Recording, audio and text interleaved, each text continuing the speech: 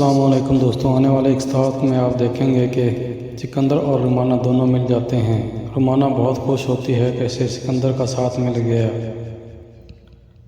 सिकंदर रुमाना से कहता है, जिसकी तुम हकदार थी वो हक आज तुम्हें मिल गया। अब तुम इज़्ज़त के साथ इस हवेली में रहोगी जिसकी तुम हकदार हो। सिकंदर और रुमाना इस बात से बहुत खुश होते हैं कि अब माही और फरहाद भी आपस में मिल जाएंगे।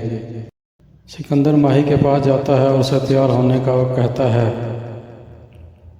माही तैयार होने की वजह पूछती है। सिकंदर कहता है, हम दरगाह जा रहे हैं, मैं तुम्हें फरहाद से मिलाऊंगा। माही का भाई ये सुनकर गुस्से में आ जाता है और माही को कहता है, अगर तुमने एक कदम भी बाहर निकाला तो मैं फरहाद को जान से मार दूंगा।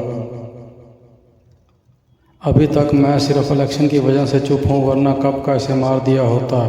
इसकी धमकी के बावजूद सिकंदर माही को लेकर दरगाह जाता है। दोस्तों, यहाँ पर सीन बहुत इमोशनल हो जाता है। जैसे ही सिकंदर और माही दरगाह पर पहुँचते हैं, माही का भाई नाज़िम सच में फरहाद को गोली मार देता है। सिकंदर को क्या मालूम था, माही का भाई ही माही की खुशियों का कातिल होगा। अब क्या माही फरहाद की मौत को बर्दाश्त कर सकेगी? क्या वो भी ज़िंदा रहेगी या वो भी मर जाएगी?